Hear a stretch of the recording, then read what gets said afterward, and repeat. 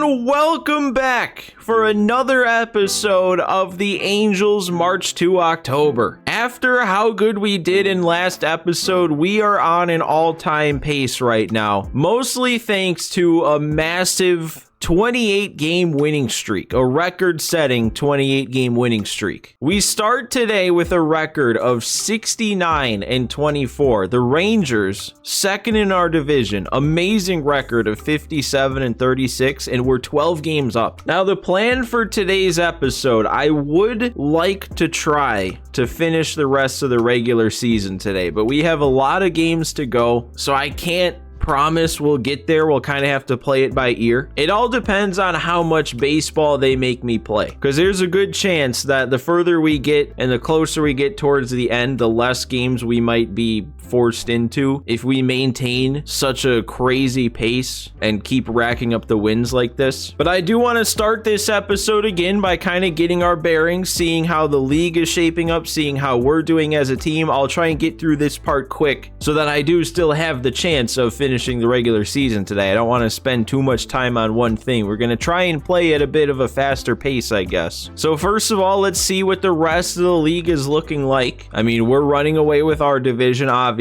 but the AL Central, we have a winning record team leading this division. AL East, you got the Rays. Wow.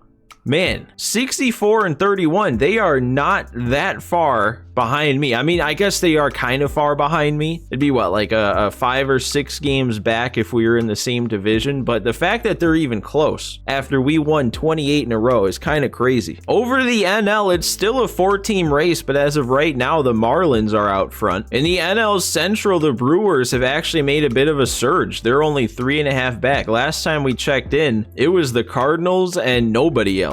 And then NL West, the Giants are still hanging on over the Dodgers.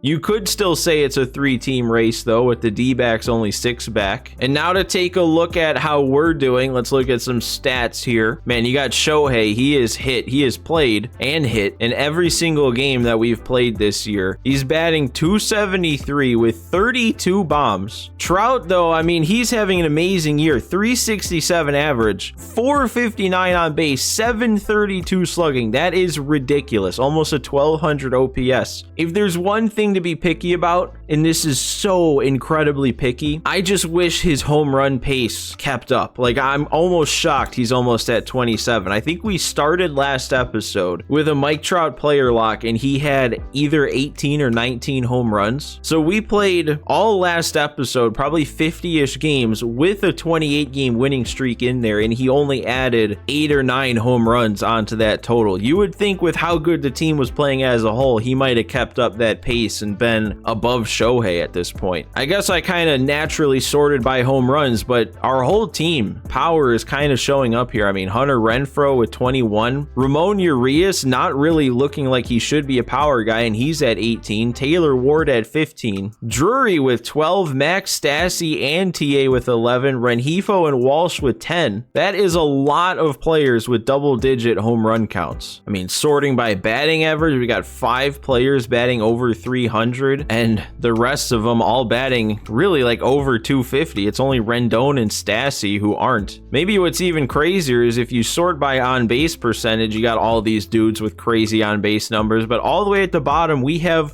one player with a below 300 on-base percentage. I know it's not like 300 is a great on-base percentage, but still only one player below that. Man, I guess I didn't really stop and appreciate the pace that Jared Walsh is playing at. We pretty much just called him up. Maybe not just, but he's only been around 30 games. He's already at 10 bombs, and his slash line is almost Mike Trout. He is .02, if that's even the right way to say it, OPS behind Mike Trout. Sorting by wins above replacement, though, obviously Trout running away with that offensively, but the whole team putting up a pretty good wins above replacement numbers. I mean, we're right after the All-Star break. I actually don't think I played after the All-Star break yet. So this is immediately after the All-Star break, immediately after the first half. Nobody's negative. Everybody's at least 0.5 or higher when it comes to the WAR. Pitching wise, I mean, it's going well over here too. Looking at the starters, we've got all 5 of our starters under a 4 ERA. Detmers has got that down to a 3.92, and it's probably Jose Suarez emerging as our best pitcher. I mean, he's got a 3.02 ERA, so not the lowest on the team. Tyler Anderson's got him beat, but he has the strikeouts to go with it and less walks. And you know, when it comes to Cy Young voting, they like to factor in the record. So being 13-2, we have a potential Cy Young Award winner on our hands right here in Suarez. But I mean, just look at how good everybody's doing. This is just crazy from a 5-man rotation here. I mean, look at the quality starts. Everybody's in double digits when it comes to quality starts, even the complete games. I know quality starts, deep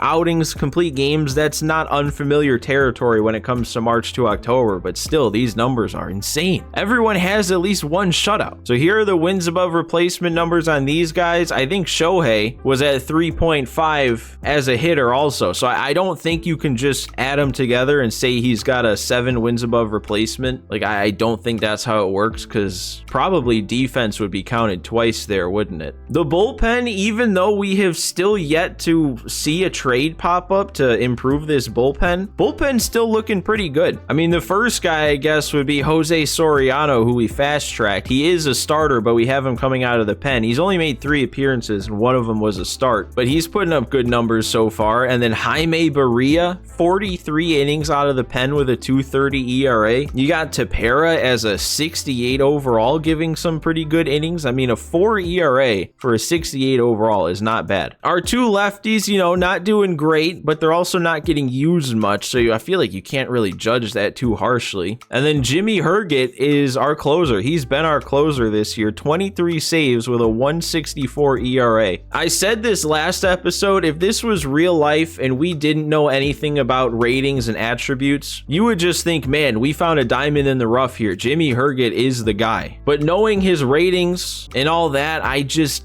still need a better arm, I feel like. And I think we're going to get a chance. And then also, we can't forget about Carlos Estevez, primary position closing pitcher, but he hasn't been our closer, but he has been really good. I don't want to spend too much time here, but we'll take a little look at some league leaders here. I mean, batting average, we got 3 guys in the top 8, with Trout way out in front. When it comes to homers, you got Shohei leading the league, Trout in 3rd, and Renfroe is peeking out there on the list, tied for 7th. Trout, Shohei, and Taylor Ward top 3 when it comes to runs scored, with Urias tied for 6th. You've got Shohei 2nd when it comes to drawing walks, and Trout not too far behind. You've got Trout leading an on-base percentage and slugging percentage with Shohei and Urias there. You've got all 3 of the same guys, top 5 in OPS. Over to the pitching side, you've got, I think, all 5, because we have, Shohei's also at 10, tied for 7th with Tyler Anderson. So technically, all 5 of our starting pitchers are kind of top 7. Saves, Jimmy Herget's on the list with his 23. Shohei's up there in 3rd when it comes to strikeouts, and Suarez and Sandoval are on the list too. Tyler Anderson with the most complete games. And man, even though our guys weren't really showing up on like the ERA leaderboards or the WHIP leaderboards or anything like that, we still got 2 of the top 3 when it comes to pitching WAR. And then obviously Mike Trout's going to be way out in front when it comes to batting WAR. I mean, he's a whole win above replacement over Judge, who himself is then a whole, win and a half above the next guy. Just crazy numbers we're putting up here. Now, we have a very interesting way that we're getting things started today for this episode, because we have a fast track player lock game with Matt Thaiss. Now, Matt Thaiss started this March to October on the big league team. He didn't get into any games though, so he doesn't have any games played this year, but he has been tearing up AAA. I mean, that's a really nice slash line down there, and that has contributed to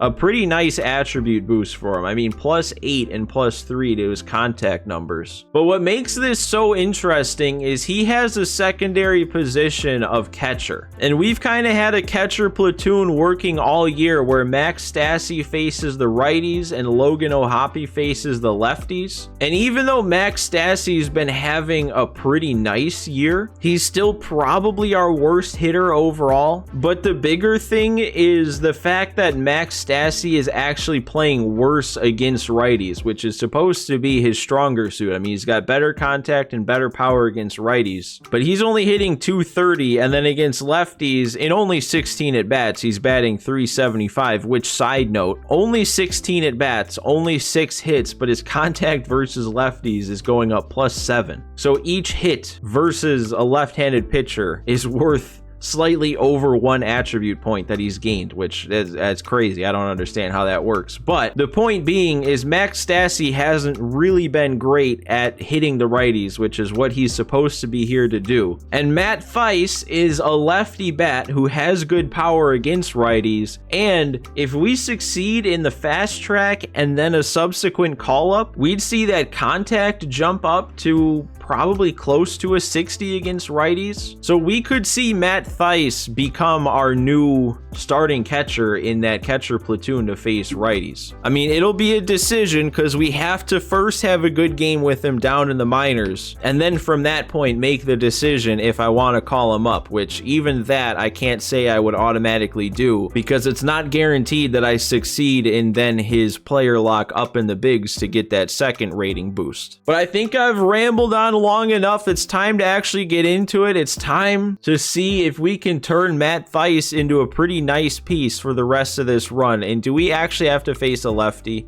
Of course we do. I swear every time we have somebody where I'd want to face one-handedness, we always face the other one. I mean, we had Rengifo, and he had to face a righty. We had Jared Walsh, and he had to face a lefty. I guess Matt Thaiss is a little bit more balanced, so it's not as bad of a matchup for him to go lefty-lefty. It's just not ideal. We're batting 4 here, though, getting an AB in the first inning, and we're dealing with a 61 overall with only 40 hits per 9. So I guess if there was any lefty to face, this is probably one of the better ones for me. Oh man, and this is this stadium. Yeah, I guess we weren't going deep anyway here. I really did not want that to end up in the zone. Would have been a nice free walk. Oh, come on, carry for me. Get over his head. No, you gotta be kidding. I guess I was under it, so fair, but man, I got around on it. I thought I did something. All right, same guy still out there. No runs on the board.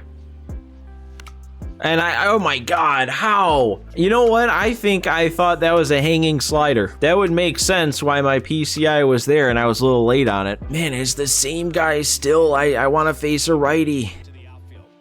Nope, that's supposed to be a check swing. Game, come on, help me out here. Oh man, and I didn't even realize it's the clutch rating active right now, which is down in the 40s. It's gonna drive in a run. Maybe they credit me for that. I mean, I've seen a lot of pitches, I've taken a lot of balls, and I drove in a run here. No hits on the board, so I don't know if they would give me any sort of plus for that. I feel like I have to come through with something. I mean, if our offense is putting up 7 and I'm not doing anything, they might count that against me.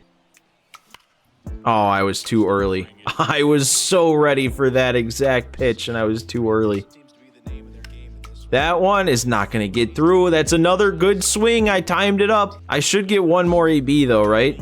Yeah, I do. Oh man, but this is a small PCI. I feel like this is do or die here. I do think if I get a hit, they're going to give me the boost. But if I don't think I will. I wonder about a walk though. If he walks me, if that'll be enough positive. Oh, they let me hold up. All right, well, we're going to have to see about the walk then. All right, well, what do we got? It's the end of the game. We pick up the win. I go 0 for 4 with a walk and an RBI. They gave it to me. Nice. Okay. Wow, bailed out big time. I feel like I've been given so many more hitting player locks in this March to October than I usually am. And one way or another, I'm finding a way to get a bonus or a boost out of it. So often I don't come through in hitter player locks, and even though some of them haven't been great. There's been a couple that are just one hit. That one I didn't even get a hit, but somehow it continues to be just enough. So that 1+ should be enough that we're gonna see a Matt Thaiss boost, and it all depends on how much he just got boosted down in AAA, all the way up to a 70. Oh, that could do it then. Wow, look at that. He got +10 to his contact numbers because he was +3, +8. Now he's +13, +18. And he goes up to that B potential, so after the boosts, he should still get pretty good rating progression for the rest of the year. Man, the only thing is I'd be calling him up over Stassi, even though Stassi is a higher overall than Ohtani. I'd be calling him up over Stassi. Stassi's got 53 contact, 68 power against righties with then 69 discipline, only 41 clutch. So actually that means that 53 contact, 68 power is the exact same against righties that Stassi is right now. But I think now Thaiss is better against lefties, and he's got much higher discipline. Clutch is about the same. His fielding is worse, and it's going to be even a little more worse behind the plate with it being a secondary position, but he's got a good arm back there. So maybe that makes up for it. I don't know. I think I got to do it because I really think where Thaiss is at right now, if he doesn't get another boost, if I fail this time around, I think he could be just as good, if not slightly better than Stassi is for us now. But then there's the chance that I get another boost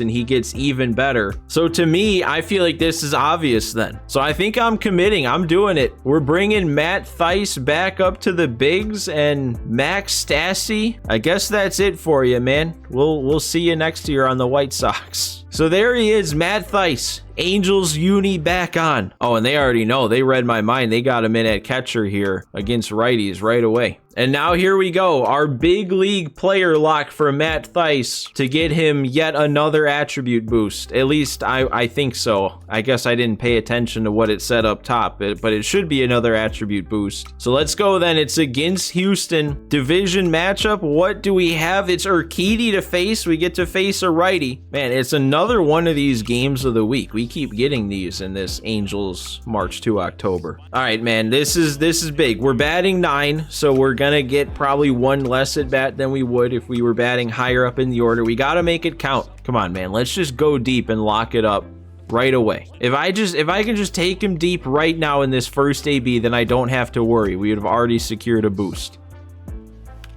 Well, oh, he's not gonna get 2. Okay. Oh, he's not even gonna get 1.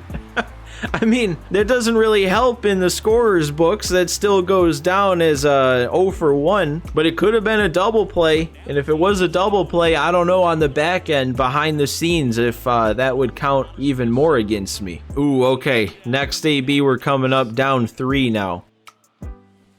Ooh, that's a take right there. Thank you, game, for actually letting me to hold up. And I'll take my walk. All right, that's a positive. All right, man, next AB, Urquidy still out there, still down 3. Energy's getting low. Let's just get a base hit. I feel like a base hit would lock up a boost. That's a tough pitch to pull the trigger on, but if I was ready for it, that could have been some damage.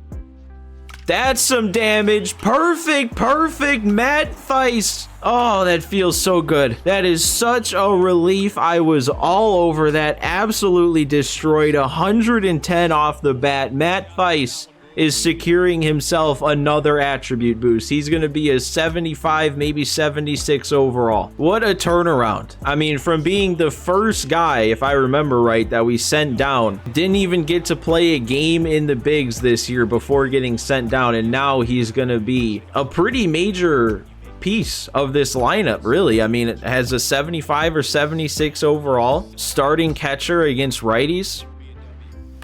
And I couldn't quite get around on that one. That'll probably be our last AB unless we get some sort of miracle and make a comeback. Yeah, that's it. We lose, but that's kind of secondary in this game. So what are they going to give me? That's a lie. That's not 3. It's going to be a 2. There's no way they give me that comma, but quiet otherwise, and then still give me a 3+. That's definitely a lie, but a 2+, along with the attribute boost we're gonna see, that's gonna turn Matt Thaiss into a big deal. I'm really excited for this. This could not have worked out better. Maybe I shouldn't be saying that until I actually see. So yeah, I'll bite my tongue for now. I was right. They lied to me. It was only 2. Still have some momentum here. We could pick up a couple more wins. Let's sweep the Yankees. Why not? We do. Yeah, there we go. They want me to review my trade management settings. We're getting close. Only 10 days away from the deadline, and we've seen 2 trades pop up total. This is a very weird March to October. We've had so many player locks and so few trade opportunities. But yeah, I've already set this up. We are all in on relief pitching. I mean, from here, we're looking for reliever and closer. From here, we're looking for just either-handedness pitchers. All my players to target are high back-end relievers. I mean, really at this point, I don't know how many more trade opportunities we'll see. So all I want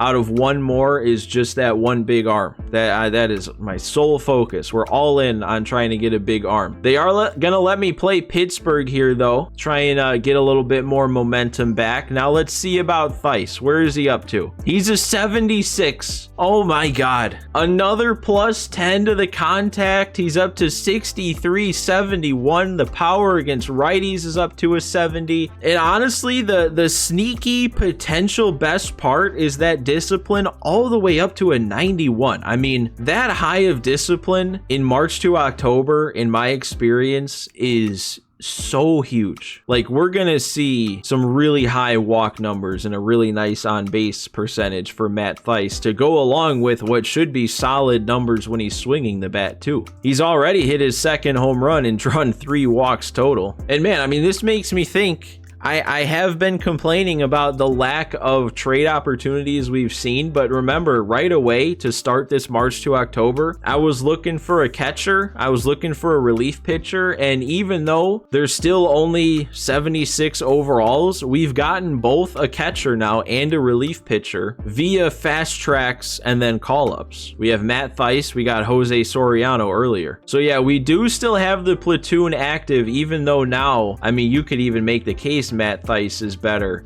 It's probably not even a difficult case to make that Matt Thaiss would be better than Ohtani is facing lefties. I mean, you got 71 contact, 52 power. Ohtani's got less contact, only slightly more power, worse clutch, and like 30 less discipline. I'm still gonna leave it though, just because Ohtani's been good. I mean, when the stats are looking good, I kind of tend to favor that over the attributes a little bit. So as long as the stats are staying strong for Ohtani, I'm happy. I lost confidence saying that as I was saying it. Look at us though, 110 projected wins we're up to. We are 47 games above 500 with still what, 65 games to go? So let's go ahead and get our way into this game against Pittsburgh. All we got to do is hold them here. We're up 1. We've got 1 out and they have a runner on here. So just got to get out of, I guess, a little bit of a jam. McCutchen at the plate, Herget out there to pick up the save. If we can roll a quick double play ball, that would end it. I know it's a short one, but with 7 runs on the board, I kind of want to see what our offense has done today. Oh, okay. Yeah, naturally, it's 2 Mike Trout home runs to bring him up to 32. I was just talking about how his home run production has kind of gone quiet, and now he's hit 5 home runs just since this episode started. He's driven in 6 out of 7 for this game. The other one was a Renfroe solo shot. Patrick Sandoval, though, with a rough start. We don't see that too often. And then it must have been him leaving a runner or 2 on base that got Berea a blown save, because he's gone 2 2/3, only the 1 hit allowed, but he has a blown save now on his record. Can't be doing that to Jaime. Come on though, let's try and roll this double play. 1 pitch,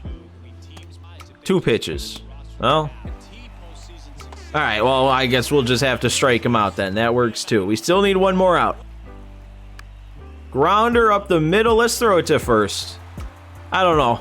Might have been easier to step on second, but we got the out anyway. That's another win. Nice and easy. Just 1 more momentum, though. That's not going to do much, but we had to do it. And the only thing the commentators were talking about there was we have some decisions to make when it comes to making trades. So I would not be shocked if we see a trade opportunity pop up in this set of simulations here. Man, we lose a game to the Pirates? What's going on here? We don't need to lose to them. There we go. Sweep Detroit.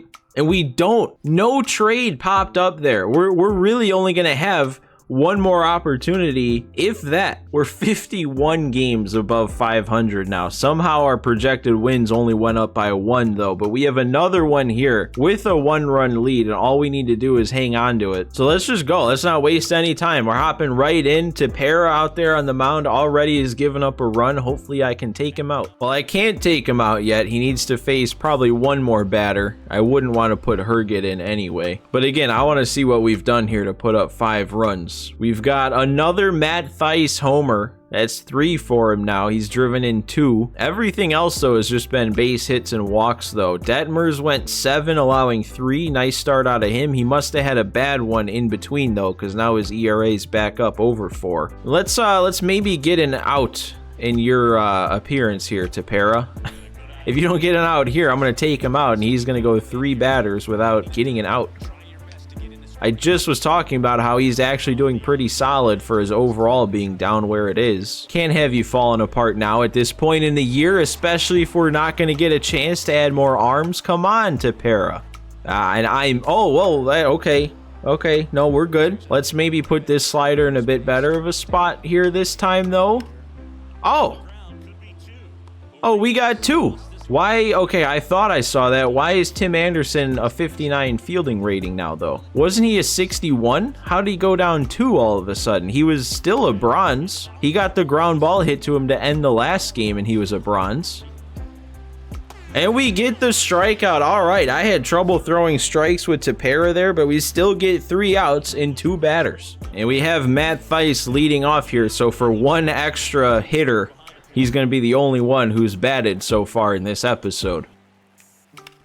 There we go, back up the middle, another hit for Thaiss. That was a worse swing than a couple of the swings I made in his first fast track, and that one's a hit. You know what, now that I think about it, it would probably be smart to try and pick up an insurance run here to bring in a pinch runner, because we have Ohtani, he can just catch the 9th. So yeah, let's get some speed out there. Let's get Brett Phillips out on first, make sure we can score on a ball in the gap. And there's our ball in the gap right away, so we're sending Phillips. I brought him in for that reason. 81 speed, it's not even going to be close. Matt Thaiss isn't scoring on that. I made the right choice. Okay, not the best swing there, not the best decision on an 0-0 count, but at least it moves the runner up. Just a deep fly ball here from Trout gives us another insurance run. Look at those numbers. How did this happen so quick? Maybe I should complain more about him doing good. Like, Trout, really? You're not hitting over 400? You gotta fix that. He was only hitting 27 home runs earlier. He's fixed that. He's up to 36. Oh, there we go. There's another hit to help that average, that terrible average that's under 400. Actually, you know what? This gives me a good chance to try something. I want to test it out because I saw somebody comment on somebody else's video saying that if you double tap L2 to steal, your base runner runs on first movement. So it's kind of risky if they try and pick you off, but I want to see Trout with not great stealing ratings. Now, he still didn't get a great jump. We are going to be in there, though. So maybe, like, factoring in the stealing rating, he's still not going to get a great jump, but maybe it's better than it would have been otherwise. I don't know. I still want to try this out a bit. Whoever I saw say that in somebody else's comments could have not known what they're talking about, but I've always been frustrated when it comes to stealing and why people with good stealing ratings don't get good jumps. So if potentially I stumbled across the solution to that, I'm all ears. I did look at like the controls menu of this game and it says nothing about double tapping L2 to have the runner take off on first movement, but who knows? Oh, and I guess I lost track of the count. I thought that was only ball 3. Oh my God, I'm still going. Tim Anderson, oppo to the gap. That's going to drive in 2 more. All I needed to do was hold on to a lead, but instead I'm putting up 4 more of my own and we're not even done. This technically is the number 1 versus number 2 ranked matchup right now. At least when I was looking at the standings and it shows your team rank, we were number 2 overall and the Jays were number 1. And we're kind of dismantling the number 1. So maybe we need to reevaluate our ranking system. And we're not done yet. Jared Walsh driving in another run. No more save situation, so I'm going to give Aaron Loup a chance to work here. I think he's thrown 1 inning since we were just looking at his numbers, and he ballooned his ERA up to 7.2 now, so he needs some help getting that back down. I mean, chances are, even if we get another trade opportunity, it's only going to be the one, and unless I get insanely lucky and end up with, like, Josh Hader, it's going to be Aaron Loup and Matt Moore stuck as our only 2 lefties out in the pen. There we go. We'll take that. Dude, I can't not get yellow releases, though, with Loup right now. I'm very used to pitching with Aaron Loup. I use him a lot in Diamond Dynasty throughout the year, and now I can't hit my spots. There we go. Now I'm getting it back down, and... well, maybe if he was still a bronze fielder, we're going to have to take a look at that. How is he regressing when it comes to fielding? I thought he had a +1 when we traded for him. That got him up to a 61. There's no way that just randomly got erased and he went down another one. This could be 2, though. 76 speed is not enough, and that's going to end the game. Man, we've been playing insane, obviously, when the game's being simulated, but if I'm gonna start hitting like that anytime that I'm in, oh man, this might be the easiest walk towards a World Series win I've ever had with a team. All right, we better see a trade pop up here because we have just a couple days left before the deadline. Got some good momentum here, but we don't want to see it all used. It really is. Come on, stop it. Okay, we got 1 chance. And this first trade being for a 79 overall starter is not a good sign for what we're about to see because I don't want starting pitching. I will say, though, if this ends up being the best trade, I won't not trade for a starter because we can just put anybody in the bullpen. I know I had Clay Holmes, though, on my target list, so the Yankees have him. It's not going to be him. Frankie Montas for Urshela, one of our big league players, so I probably don't want to do that. All right, then the Twins. All my hope rests on you, another starter. You have to be kidding. How does this make any sense, game? I have my positional needs as reliever and closer. I have, I guess, granted my skill needs or whatever it's called. You can't differentiate relievers and starters, so I do just have righties and lefty pitchers. But then all my players on the targeted list are all closing pitchers. How do you give me 3 options that are all starters? I better see one more trade pop up after this one. I swear, we have 1 more day until the deadline after this. We better see that day filled with a trade opportunity. This is probably the best arm we're going to see. Sonny Gray, 80 overall. But I don't think this is a better trade than the Taijuan Walker one. I mean, first of all, if I'm going to throw somebody out in the bullpen, Sonny Gray only has 57 clutch and Walker had like 70 something. Gray's having a good year. I mean, 382 ERA, kind of a lot of walks, but who we're trading away? I mean, it's not like we need Griffin Canning, but really, if the game, if I'm lucky enough and the game gives me a call up with the attribute boost for Canning, he himself would be just as good as Sonny Gray. I don't know. When we have this trade for a pitcher that's 1 overall worse and young enough with a B potential to potentially get himself up to an 80. Yeah, I think this is going to be the move. I think I'm just going to trade for Taijuan Walker here. I mean, we have to make a move. The only thing, though, is if we do make a move, it might automatically get rid of Carlos Estevez since he's our lowest overall in the pen, but he's doing so good. That's like I was saying earlier with Ohapia. I tend to focus more on the stats than the attributes, and the fact that he's got an 0.83 ERA, I don't really care what his overall is right now if he's pitching like that. Oh, do I risk the game automatically sending somebody down that I don't want sent down in order to add a 79 overall? I think I do. I think it's worth it, because even if it's Estevez that gets sent down, it might be better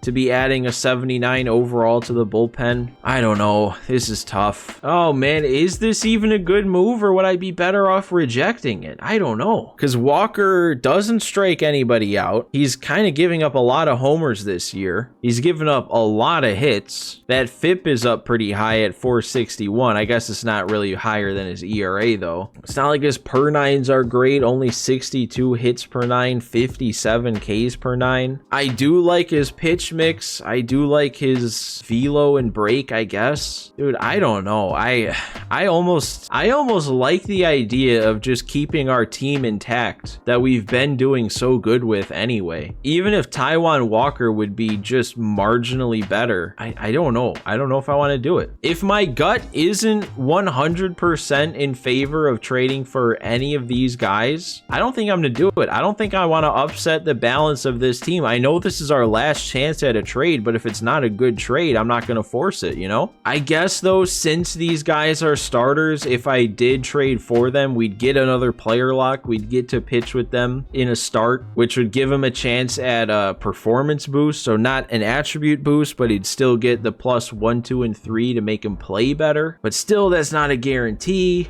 And is it going to be good enough to make up for it? Because if you look at all of our numbers in like the bullpen, even besides the two lefties, I think all of our bullpen arms are having better years. Like Tepera probably has our worst numbers right now, and his numbers are better on a rate basis than Taijuan Walker's are. So yeah, you know what? I'm not going to do it then. I'm not going to force it. I'm not forcing the issue to trade for somebody just to get a higher overall. If our team's working right now and it's not somebody that's a clear upgrade to this team, I think I'm comfortable staying as is. I hope this doesn't come back to bite me in the playoffs, because that's what I'm thinking about now, is all those innings in the playoffs that are going to be needed to be picked up by the bullpen. So I don't know. This could be our last trade opportunity unless we get one more popping up like the very next day, but I think I'm set on just going ahead and hitting decline here. We don't need any of these three guys. And yep, there it goes. The deadline passed. We really had 3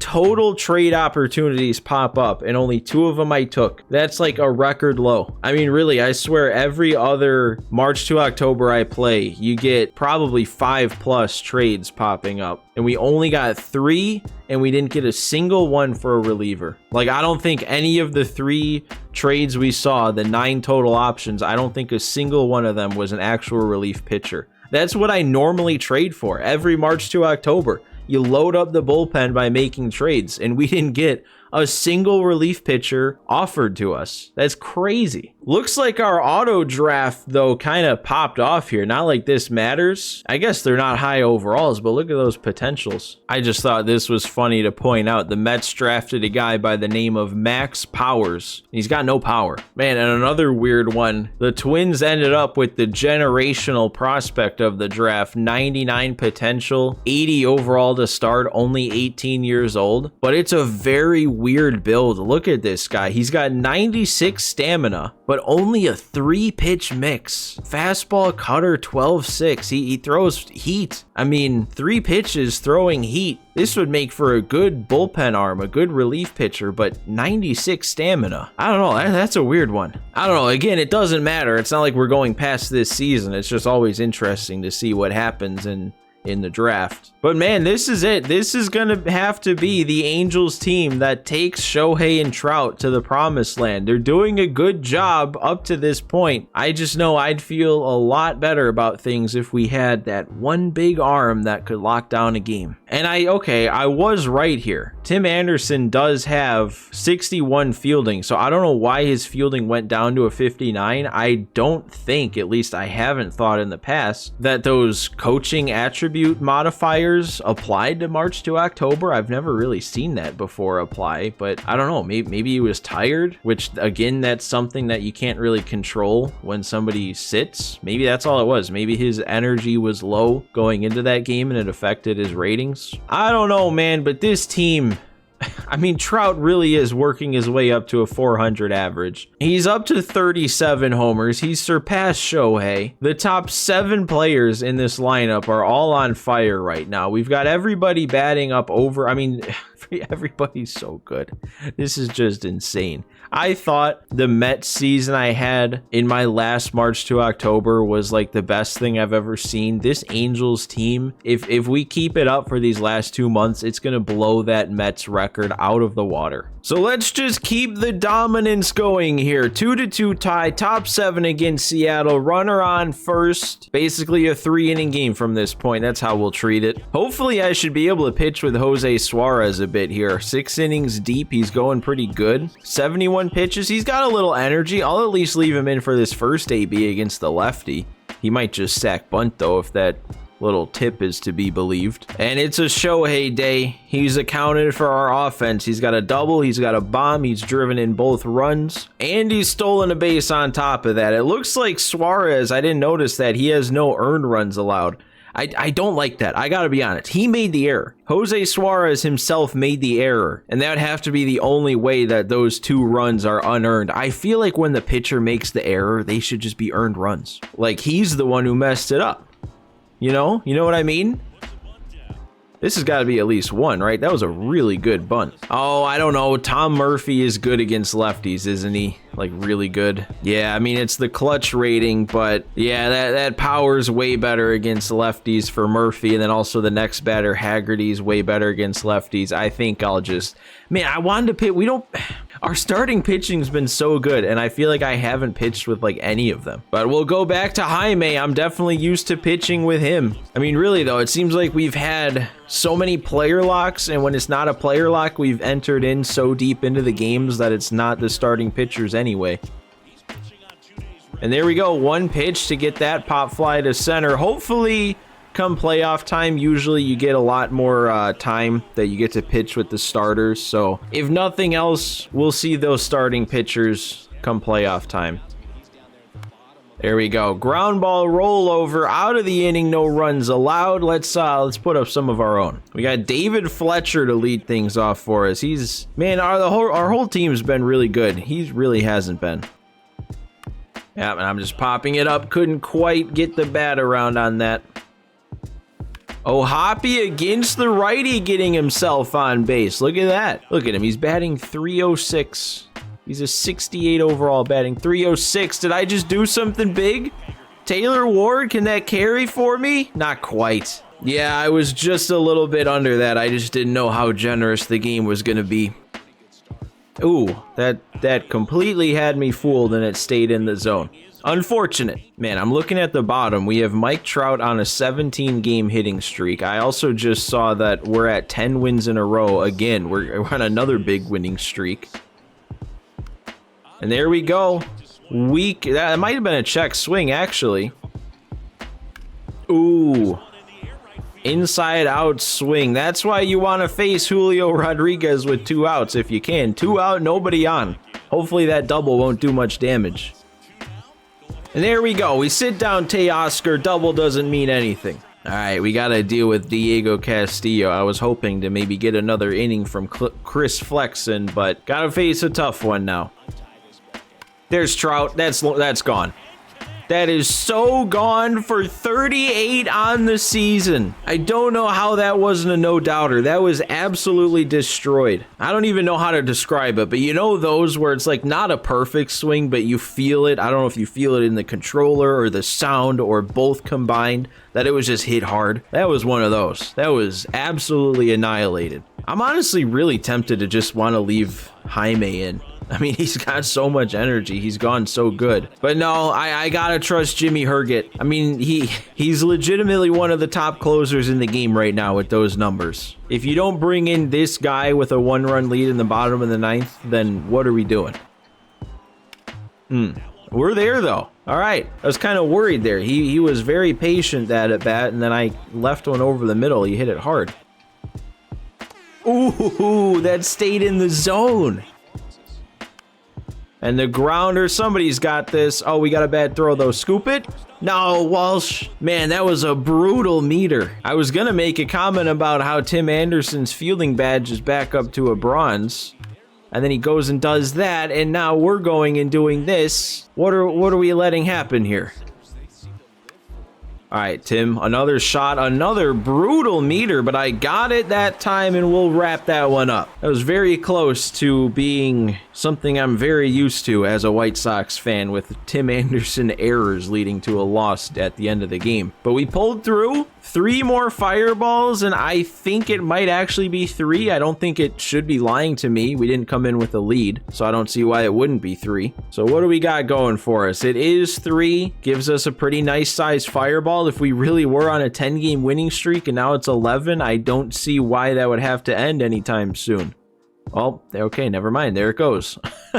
Ooh, okay, survive close game. And they're calling the Giants another top team. I wonder, we must be trying to close out a save or something. Oh no, we got 2 innings to go. A 1-run lead though. Still 114 projected wins. What are the Giants at if they're calling them a top team? 67 and 45. I mean, yeah, they're a top team. They're winning their division, but they're what, 19 wins behind me? It almost feels disingenuous to call them another top team. Man, I'm actually kind of surprised. I didn't notice this. Maybe this is how it's been for a while and I just didn't register, but our pitching is ranked first. I'm pretty sure those team rankings aren't based on performance. I would think they're based on attributes. And I mean, besides Shohei, it's not like we have a crazy good pitching staff. I don't know. That's interesting. Let's hop into this game though against San Francisco. All we got to do is close it out. We have Ryan Tepera out there right now. Man, I don't know what it is about Detmers that he just like, I shouldn't have it in my head that he's bad. Because he's still going into this game when I was just looking, had like a 4.16 ERA. That's not bad. It's just nowhere near as good as the rest of the team. And then he goes out and has another not great game, 4 runs allowed, 10 hits, and only 5 2/3. But look at this. We got a homer from Drury, a homer from Rengifo. That's a couple names you like to see in the box score. All right, though, Tepera is freshly into the game, so we have to pitch to 3 batters. So there's nothing we can do about the matchups right now. We're stuck facing a couple lefties this inning. All right, Rengifo, just don't bobble it. I always get nervous when I see absolutely no badge next to anybody's name. Ooh, yep. Saw that coming as soon as I missed the spot. Don't think we can get him at second either. Didn't quite get to it quick enough, so we gotta work out of this. There we go. Grounder to third's going to keep him at second. That's beautiful. And he pulled it, but we are going to have a guy there. Taylor Ward's under it. Out of the inning. No harm done. 1 inning to go to close it out. We'll probably see Herget again. We got Logan O'Hoppe to face a righty again. I feel like I'm getting more and more confident with him against righties. Oh no, a slider left right down the middle on 3-2, and that's how I'm striking out. It's almost like I didn't believe it, and then I just was too late by the time I did. All right, we'll work a walk with TA then, not something he does often. Drury 3 for 3 on the day, 1 hit away from bumping that average up over 300. That'd be nice. Oh, that would have been ball 4. That's so tough to take, though, when it's something that has downward break like that. You don't know how far down it's going to break. Oh, no, he gave right down the pipe. I was too far on top of it. Yeah, that's when they got away with there. Oh, man, I said we were going to see Herget again, but they have a run here of 3 lefties in a row, and every single one of them hits righties better than lefties. My only lefty here is Aaron Loop. Do I really trust Aaron Loop to close out a game? You know what? Yeah, I do. We have such a good record right now. We can afford to do things like this. Let's give him a shot. There we go. Grounder over to third weak. There's the first one. Yeah, we'll get another weak swing, though. That'll be out number 2. Just need 1 more. And right back to him. All right. Couldn't put anyone away. No strikeout pitch, but 3 pretty weak swings. Aaron Loop picks up the save, and that's another win. Now, that one's a lie. That's definitely going to be only 2 fireballs. And if I remember where we are at with our record going into that game, that win might have gotten us 60 games above 500. So here we go. Moment of truth. It was 2. I know what I'm doing here. Still a good momentum fireball, though. I feel good about, I don't know. Honestly, you could probably sim like the rest of the season at this point and we'll still have one of the greatest records of all time. And hang on a second here. Another call-up opportunity for Livan Soto. This would be, well, this is the third chance I've had. It'd be the second time I'd actually call him up if I do call him up. And I was just talking about how David Fletcher's been disappointing. Yeah, you know what? I want to do it. I can't tell myself no. I've been sitting here way too long and I want to do it. I want another chance with him. I want to see Livan Soto at like a 76, 77 overall. I want to see 88 contact against righties. So I'm doing it. I'm bringing up Livan Soto. I'm sending down David Fletcher, and I'm just going to hope that it's not a terribly stupid move. So we'll get yet another player lock, and not only just yet another player lock, but yet another player lock with Livan Soto. This will be 3 for him on the year. Back up in the bigs, still working with that 1+ boost. We're up to a projected win count of 116. We're like 40 games out. We're over a month out, almost 2 months out from the end of the season, and they're projecting us to tie the all-time wins record. All right, let's see what we can do with them. Against Houston, in Houston, just gotta hope for Framber to not be on the mound. He's not. We get Urquidy. I feel like I faced Urquidy in another player lock recently, didn't I? All right, here we go. First AB of the game in the 5-hole. We're already down 3. Come on, Detmers. Now you are kind of just turning into having bad numbers. No, I'm blowing it already. 0-2 count, 2 swings. No, that stayed in the zone. 7-0. Come on. What's happening? Oh my God. I wanted to check swing there, but you're never going to lay off on a pitch up above the zone, not on a fastball. 12-0. We're already in the 7th. This could be... No, it can't be my last at bat. Or I guess it technically could be if nobody gets a hit from here on out, which is definitely possible. Oh my God, he is pitching at an insane level right now. And that's not going to get through. Why is he pitching so good? Why is he having his greatest game of his career when I have to boost Livan Soto? Everything is perfectly placed. We are getting another attempt here. Runners on the corners, so it's the clutch rating active, so it makes it even more difficult now. No! Just another amazing pitch, especially when earlier in the game he went to that backdoor cutter up and away. Impossible, man. I am so upset right now. Well, that's worst case scenario for that move then. We just had a downgrade going from Fletcher to Soto with no boost. And we lose a little bit of momentum. We're going to go through this next chunk here with no momentum. That's not as big of a deal as I feel like it is. I'm just upset that I failed. But like in the grand scheme of things, our team's doing so good. It shouldn't matter who my backup shortstop is. But here comes yet another player lock. This time Brandon Drury. And man, have we had so many player locks on this boost screen that my new guy that I'm going for isn't even showing up? Usually this screen right here shows the guy you're about to play with, but it's not. I don't know, but Drury's already doing good. Average right around 300. Any sort of performance boost should probably be pretty good for him. Is the game going to give me a treat here and let me face a lefty? It's not. Of course it's not.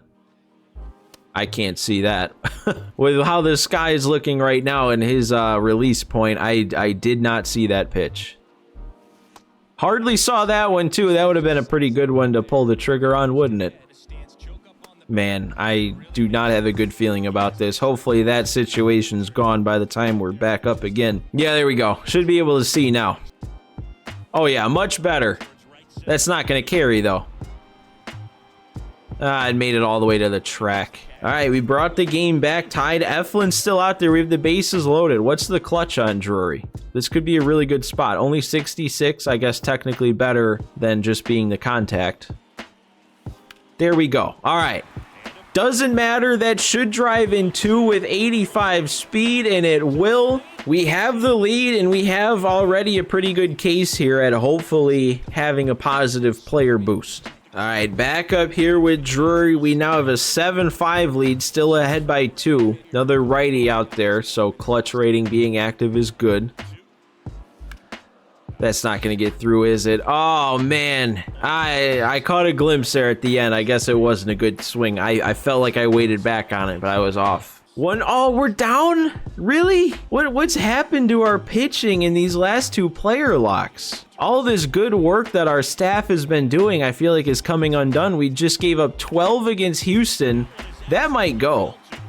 I kind of hit that well. It is gonna go. I just tied the game. I'm complaining about the pitching, and in the middle of complaining, I just turn around a fastball and tie the game. That should probably lock up a 3+. Honestly, a 2-hit game with a homer, 5 runs driven in. If that's not a 3+, what does it take? And we still lost. Oh my God. Like I was saying, we just gave up 12 to Houston. Now we give up 11 to Tampa. We had a couple more losses in the simulations. I feel like our pitching numbers are gonna look like they're tanking a bit. Probably what sucks the most is even with me having a good game, because we lost, we're going to get a little bit of negative momentum. We are already at neutral, so that's going to flip it. It still shouldn't contribute to any losses, but it's not going to help. And if we're already in a bit of a slump as a team right now, I feel like that's just going to continue. And it is a full 3+ boost, though. It's not lying to me at all. That actually might give us 1 loss. Looks a little bit bigger than neutral. That's 3 losses in a row. Now 4, 5. That's really our first slump of the season. 5 losses in a row. We pick up a win, and now we get a chance to win our second in a row, get another one back. Projected wins down to,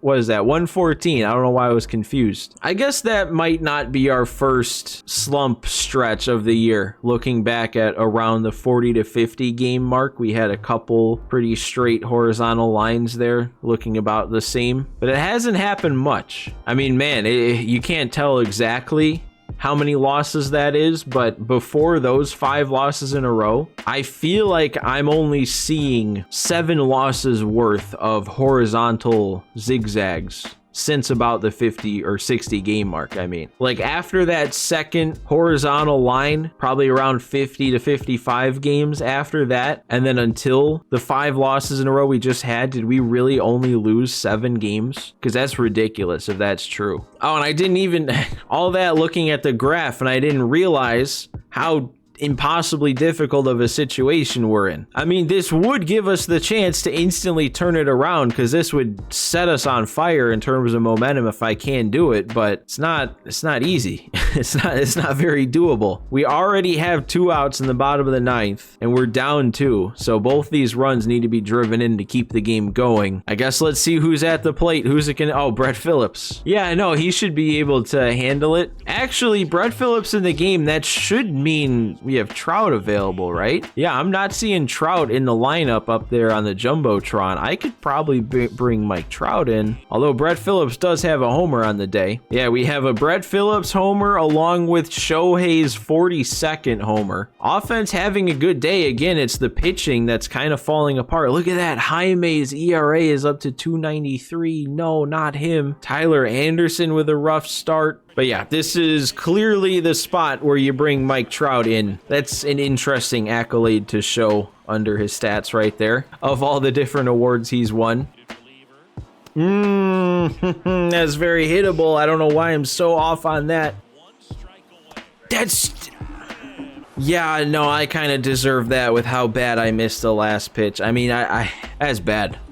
Another loss, more negative momentum. Things aren't going to turn around. Not like the division or anything's in jeopardy, but what is in jeopardy is the fact that we were on pace to absolutely destroy the single season win mark, and now it's like, well, who knows? Yep, that one's definitely going to give us a couple losses, maybe 2 or 3. Just got to hope for a quick turnaround. We do pick up a win, though, so we win the series against the Reds. We also win the series against the Mets and the Phillies. So man, even with negative momentum, we actually had a winning simulation there. Okay, that's pretty impressive. Now we get 3 innings to close down the A's. That won't give us a ton of positive, but at least it should flip it back. Look at how good the Rangers are. Like 83-51 is an extremely impressive record, and they're just not even close to us. Dude, look at Matt Thaiss here. Just about 30 games and 100 ABs in. He's hit 8 bombs. That power's coming through, and that OBP is up near 400. I think we made a good move there. And man, after we got his 3 pluses, Drury has the flame next to him, but but his numbers aren't really looking any better. He's still pretty much doing the same. Oh, hang on. I didn't even realize we crossed into September, and now we have David Fletcher right back. So, okay, I guess that's something I didn't even really think about. So now all consequences of calling up Soto are pretty much gone. I am thinking, though, about putting Soto in over Urshela, because I was just looking. Urshela's cold right now. He's back down to a 75, and he's only batting 250 against righties, which on its own isn't terrible, but within the context of our team, it would make more sense to bring Brandon Drury into the starting lineup over Urshela, and then I can move Drury to play second how he did to start the year. Urias can go back to his primary of third, and that should work out pretty nicely. Man, there must be a limit to how many player boosts it shows here as you cycle through, because Drury doesn't even pop up. Like, we know we just got a 3+ performance boost for him, but I can't see that. I'd really like that to be validated, that he still has that activated. But I'm still gonna put him in the lineup because, well, I was just gonna say you can't not have a guy play who has a 3+ performance boost, because that does so much good for him in the parts of the games that are simulated. And then as I'm saying that, I see that Jose Soriano with his 3+ boost has that ERA up near a 5. Oh, and look at who else we've got here. Griffin Canning. I was kind of hoping if we saw him on the big league squad, we would have gotten him through a call-up and gotten a chance to boost those attributes. But that's just another solid arm to add to that bullpen. I mean, 76 overall immediately makes him the, what, third best overall arm we have out there. I just hope the game is smart, and then going into the postseason, we can get rid of probably 2 of our extra hitters, whether that be Soto and Phillips or Soto and Fletcher. I don't know. I guess it's not really worth thinking about that because I don't get a say in it anyway. So let's just go right ahead into this next game. Got to take on Oakland. Got to maintain a 1-run lead. We have Jose Soriano out there, so we get a chance immediately to try and bump his numbers back up a bit. Ooh, and I clicked through quick, but Jose Suarez, did he not have a good game? Our pitching is really going through a downturn here. If our pitcher, who's probably putting together the best season, or at least was last time I was looking, and he's giving up 5 in 5 against Oakland. We have another Shohei home run, though. He's up to 45. Him and Trout, they're both gonna hit over 50. This is crazy. And the supporting cast too, man. I mean, if it weren't for Mike Trout and Shohei Ohtani just having ridiculous seasons, we'd be looking at so many of our other players right now in the seasons they're having and going like, oh man, this is one of the best seasons in the league right now. Ooh. Wow, I did not see that coming. We're giving up a first career homer here. Man, I'm sitting here talking about how we got a chance to boost Soriano's numbers a bit, and then he instantly gives up a homer to this nobody. I mean, I went up and in on a 2-strike count, and he was all over it. He was so ready for that. There we go. Punch out on the changeup. I forgot how great that was against the big league hitters for really no reason. There we go. All right, 1 pitch to get the pop-up out of the inning with no further damage done, but we got to get the offense awake. No. Don't catch that. No, I don't want to pop up foul. I don't want that to be my Rengifo at bat. Not on a pitch like that. No, I did the same thing. Why am I late on this guy's fastball? 93 is as fast as it's getting up to. I don't think I got enough of that. I'm too far under it. Oh my God. He really just got away with throwing 3 fastballs just slightly up in the zone. All right, this is not an easy play, TA, and we're not going to make it. Get the ball out of your hand. All right, we're going to the lefty. Couple lefties coming up. Oh, they're just going to sack bunt the speed over. We can get him, though. Get him at second. Get the ball out of your hand. Okay, that works then. Get the faster guy off the bases. Oh, that stayed in the zone. All right, I'll take it. Oh, that was a good swing. We didn't need to give up that good of a swing, but it doesn't matter. Hey man, let's hit this inning. They're still gonna stick with this guy, and it's Brandon Drury up. Okay, thank you. It's still not great, but I was making a point to get my PCI up if I saw that fastball up. And you can't say I didn't do that. Oh my god, now we're right back to this. Late and didn't move the PCI up to it. How am I getting just fooled by this guy's fastball? I swear it looks like it's coming in faster than it is. That needs to get through though. On such a good swing. All right, Shohei, you do it then. Okay, that's gonna drop in. I'm going to 3. That's hitting a perfect spot. I might have been able to even get 2 with Shohei out of that. We'll take it. I wanted to drive the ball, but a base hit works. All we need is a deep fly ball. Come on. Okay. Whew. I thought for a second a play was going to get made on that, but we're back out in front. Urias comes through. No, that was a freebie. Oh, we beat it out, though. It's not the end of the inning yet. That was such a hanger, and I saw it the whole way in, and I think I just got too excited. I don't think that's going to drop in for me. So 1 run's going to have to do it once again. That's all we could muster up. Definitely not the easiest part of their order here. It's Brent Rooker, then it's Ramon Laureano, and then it's the guy who took me deep to tie the game in the first place. There we go, though. Weak grounder. That is exactly what I'm dialing up. There we go. Got him on the slurve. 1 more. Come on, man. It's this guy's first game. We can't... This is too good of a story for him to come through again. We can't let that happen. Oh, my God. Okay. At least it's with 2 outs.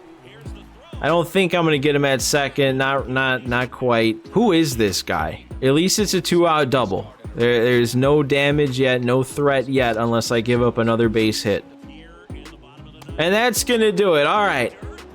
That Jordan Diaz guy definitely is earning himself a Tops Now card, but he doesn't do the damage to get the win for him. We'll take that one. That would have been horrible to lose. I mean, that's a lie. That's only 2 fireballs because we loaded in with the lead, but loading in with the lead and losing would have been a lot of snowflakes. All right, so we fortified that division lead, flip our momentum. That's really only going to get us like 1 win though. But we're into September here. I wouldn't be shocked if we aren't playing a ton more games at this point. We are going to hop into this one though, probably because we've lost the first 2 of the series. Up to 104 wins, projection still only at 115, so we got to outdo the projection a little bit in these last 20 games to get up to 116, and that's the number we're looking for. All right, let's go and get into this one then. Lead to protect, 1-0 over Cleveland. Patrick Sandoval still out on the mound. I guess that makes sense if he's throwing a shutout. He's got a lot of energy left too, even though he's 100 pitches deep.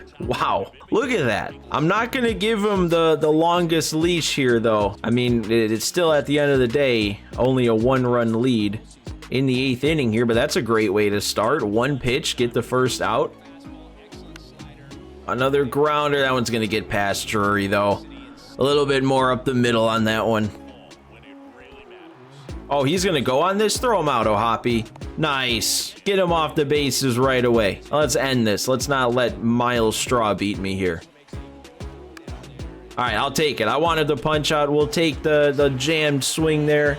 I want a little bit of insurance. Never like the 1-run lead in the 9th. We got the top of the order up. Guess there's not really much of a better spot you'd want.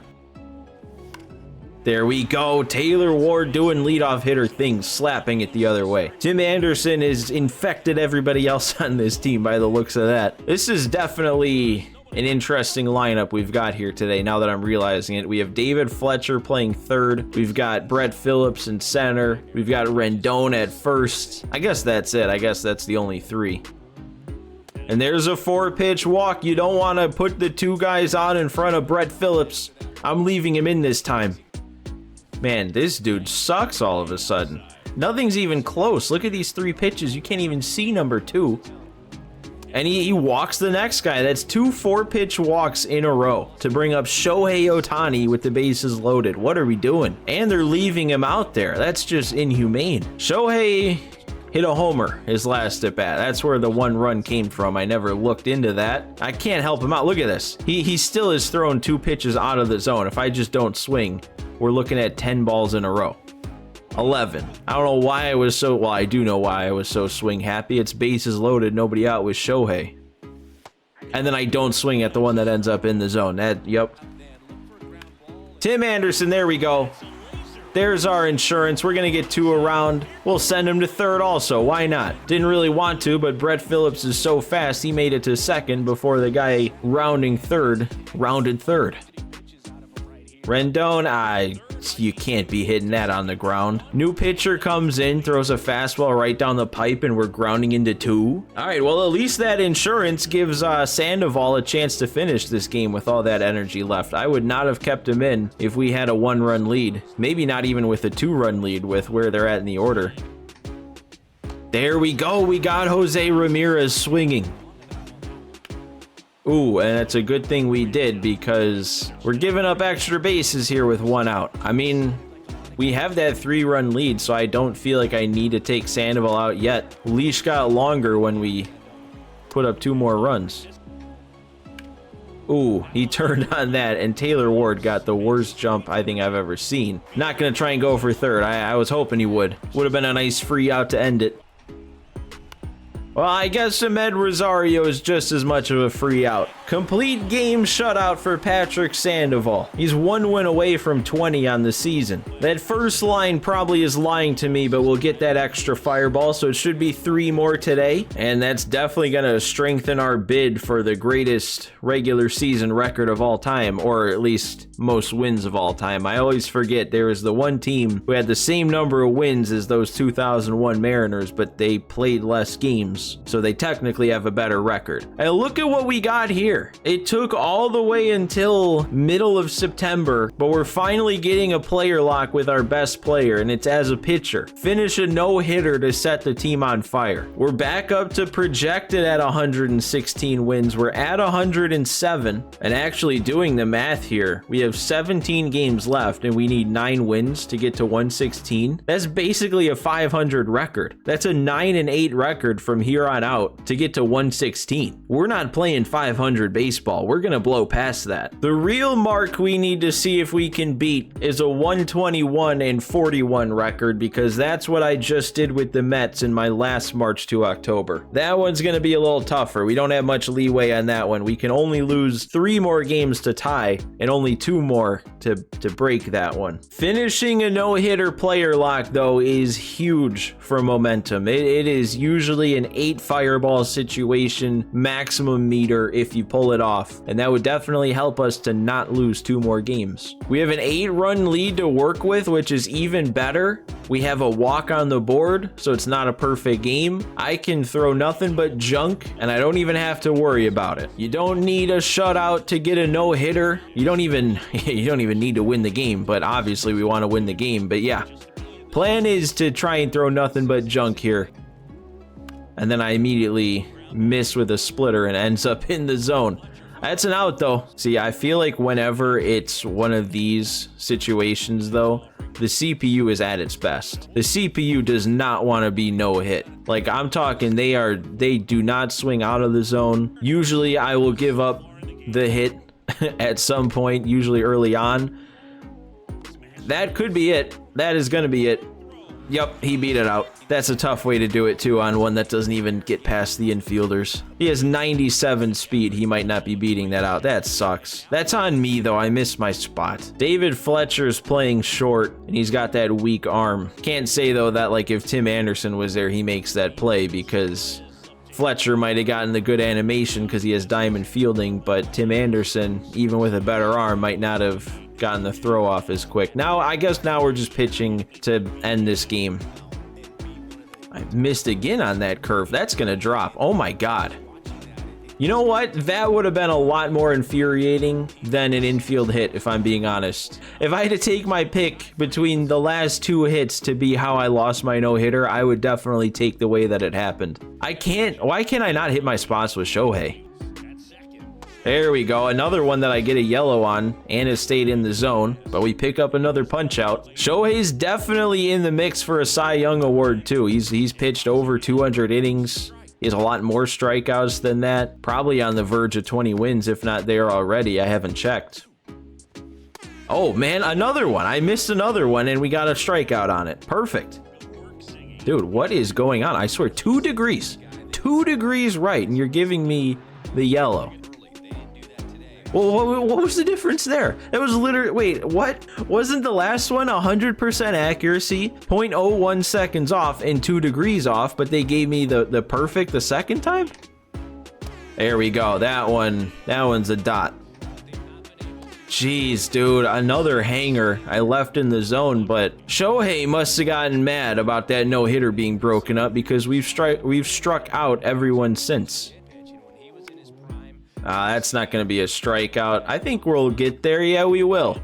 Shutout still going through 8. Oh, yeah, and we get to hit. Forgot Shohei does that. It kind of caught me off guard.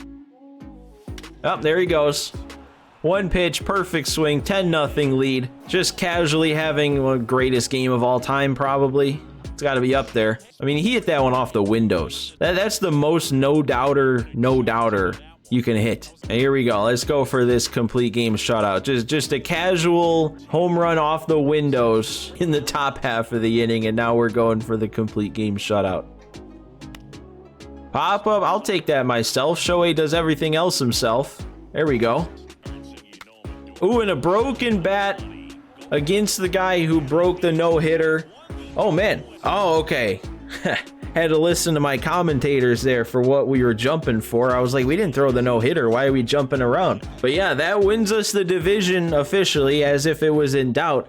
Honestly, the Rangers, though, are having a really good season because the fact that we just picked up the 108th win and didn't clinch the division until the 108th win, that's pretty impressive for the team that's in second place. It's kind of crazy that a complete game shutout with however many strikeouts that was to go along with a homer and 2 runs driven in is only a 1+, but that's just how it goes. If you get a no-hitter player lock and you don't finish the no-hitter, you're not getting more than a 1+. But that'll be yet another successful player lock. It lied to me though, only gave me 2 more fireballs of momentum. Still a good momentum meter here though. I wonder when they're gonna plot me into the next game. We picked up a loss there, only have 1 more to spare. We might just be simming here until win 116, or we might just, nope, okay, here we go. Oh, this is not what I was expecting. I remember with the Mets, we played the game that would have been our 117th win, and that was like an actual moment to set the record. Instead, we have another no-hitter opportunity, and I think this is going to be the second no-hitter of the season for Patrick Sandoval if I pull it off. I mean, he still has that 3+ player boost from the last time we did it. Ooh, and we're at 114 wins. Assuming we pick up this game, that'll be 116 or 115. Still need to get to 116. We're not even going to come close to the Mets. When we were going through that huge winning streak phase there, I really thought we were going to blow past that Mets record. I thought we might have been sniffing 130 wins, but not quite. It wasn't meant to be. This close to the end though, I mean, I'm guessing we would get to play our 117th win, but you never know if you're going to get into another game, so this might be the last chance I have to look at some league leaders. So let's take a quick look at some league leaders. Looks like Mike Trout has the batting title all but wrapped up here. 373 average for him. Nobody in the NL's even close either. Ramon Urias though, top 5. That turned out to be an even better trade than I could have thought at the time. Mike Trout second in hits though. We've got Shohei 4th in the AL in at-bats, and I only point that out because he's top 5 in at-bats, and I'll be very curious to see how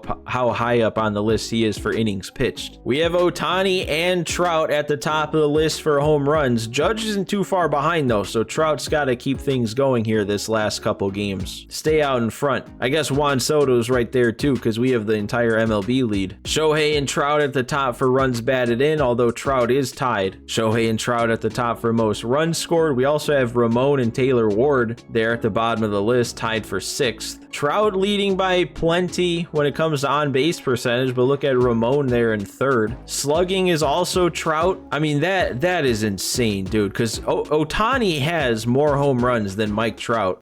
But Trout has he has a slugging percentage of 741. That's like 150 higher than Ohtani. How do you have less home runs than a dude and be out slugging him by that much? I guess it's the doubles that do it.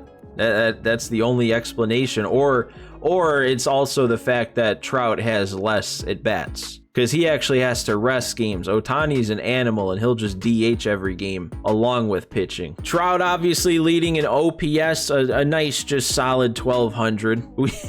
We have the top 3 when it comes to pitching wins, 320 win guys. We don't have anybody at the top in ERA, which is kind of surprising actually, but 3 guys among the top 8, 1 more if you add in the top 9, and Sandoval's is about to go down even further after we finish this game that he's about to pitch. We have Ohtani and DeGrom tied at 260. This is some strikeout counts here. I feel like usually in March to October, the strikeout counts aren't as high as they sometimes get in real life, but a couple 260s, a 248, that's looking good. I mean, it comes on the back of 225 innings pitched, which isn't super realistic, but at least one of the two are. And yeah, Ohtani 8th in innings pitched, so you got a guy top 5 in at-bats and top 10 in innings pitched. That is just, I mean, it's Ohtani. Is it even ridiculous anymore? He's also leading the league in allowing the fewest amount of walks. That might be the craziest thing, because I guess his walks per 9 in control are pretty good, but I feel like he's a little bit more wild than that typically. I mean, look at these last 2 years. In far less innings pitched, he has about the same number of walks. Tyler Anderson actually is the one near the top when it comes to whip. DeGrom leading in pitching WAR, but then 3 of our guys right there behind him. Shohei 0.1 behind him, and then Mike Trout, 12.7 batting wins above replacement, and we're not even done yet. He could pick up another 0.3 in these last 4 games, get himself a 13 WAR season. And honestly, Shohei can't be too far behind. I don't know, he's 15th on the batting WAR list with 5. You add that to 6.8, that's 11.8. I don't think it works like that. I don't think you just add those numbers together, but still, it's got to be close. It's probably the best we can do. We'll do our full stat recap after the postseason's over. I usually like to do that after the regular season, but with only doing 1 season, we can just wait till the very end. Wait till it's all said and done. I'm not going to try and nibble here in this one, not just because we don't have as much of a lead, but we're not playing for as much. Sandoval already has a 3+ performance boost on him, and we don't really need all 8 momentum fireballs at this point in the year with only 4 games left to sim after this. There we go, popped him up. Somebody should get there, and it looks like we will. And there's another punch out. I think that's 12 for Sandoval.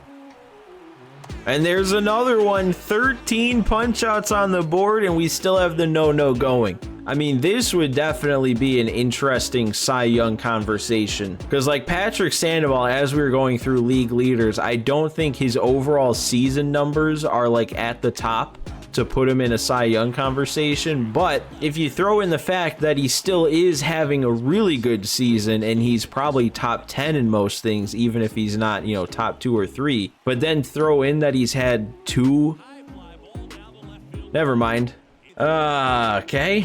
78 miles per hour off the bat. Well, what I was gonna say is if Patrick Sandoval had 2 no-hitters to his name in 1 season, what extra does that add to a Cy Young candidacy? But we don't have to wonder about that anymore. It's just too funny though. The way that I've given up the hits in these no-hitter player locks back to back here. Nobody's hit the ball hard. Another punch out though, we'll still keep racking those up. Grounder, that should end this inning. 1 to go for another complete game shutout. Ooh, okay. Well, that might have been a legitimate hit there. Slapped it the other way, 98 off the bat. Grounder, though?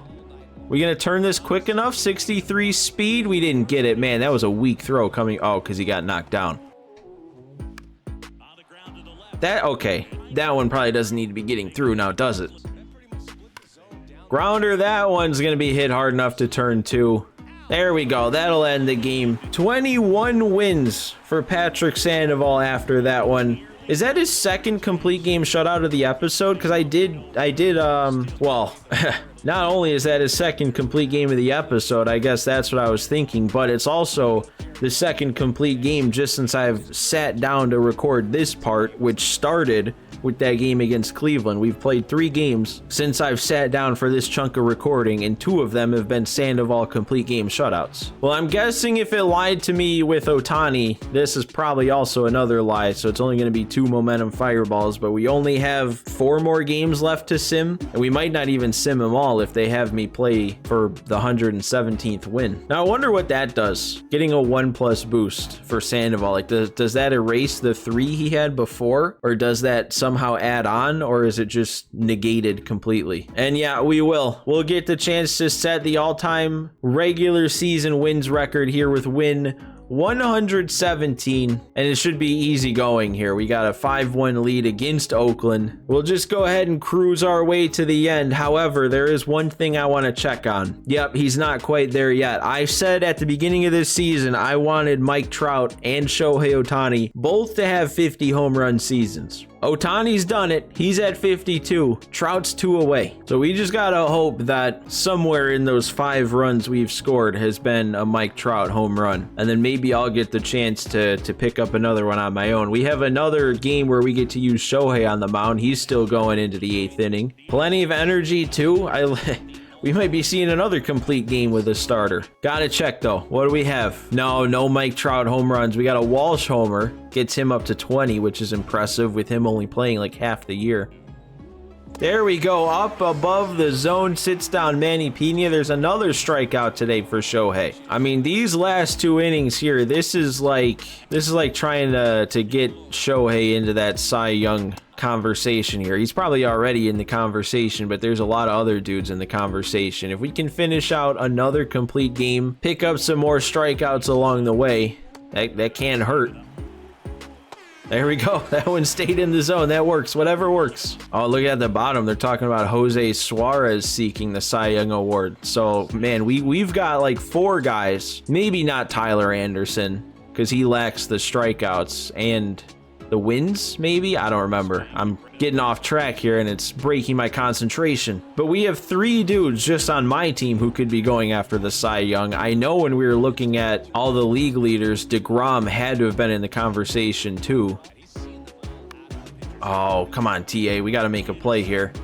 That's a pretty nice play. Gonna have to put something together this inning in order to get Mike Trout and AB to try and go deep with them. Not gonna get a bottom half of the 9th, so this is it.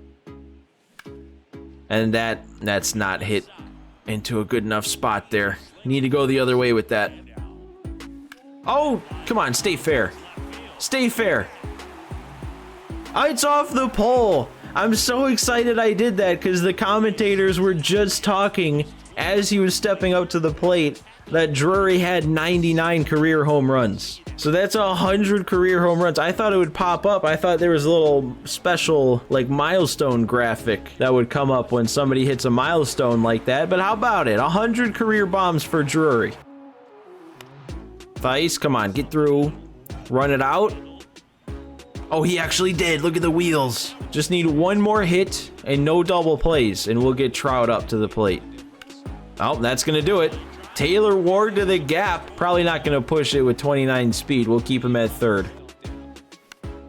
That might bloop in. Oh, it's definitely getting down. Go. I'm going to send Ward too.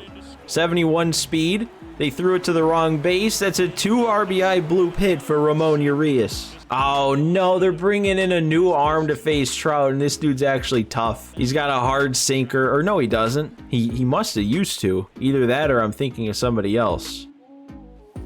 Oh, I actually did it. Perfect, perfect the other way with Trout. That's number 49. What an inning, though. Like, just so casually, just at will, putting up a 5 spot. I know it's against the A's, so like, if there was any team to casually put up 5 runs against, it'd be them, but still. Wait a second, did they just say that's his 400th career? I wasn't listening to the commentators, but I think they were talking about that being 400. Okay, no. Judging by this, with me hitting his 49th, that puts him at 399. Didn't even notice that when I was talking about getting Trout to 50, but if he gets to 50, that'll also be 400 career bombs. So now it's even bigger of a milestone. We probably, unless I just go absolutely crazy here, won't get him another at bat in this one, so it's all gonna come down to a simmed game 162. Ooh, I missed. That was a good slider. And then I pop it up next pitch with TA. That's actually going to drop him under a 300 average. He needs a good game 162 to finish over 300. Got to hit these milestones. There we go. He's caught looking. How many more of these can we pick up? We got 2 more chances for 2 more punch outs. We won't get both of them. Grounder to Walsh. There we go. We will end it with another strikeout up and away. That should be the last in-game action we'll see from the regular season this year. 117 wins on the season.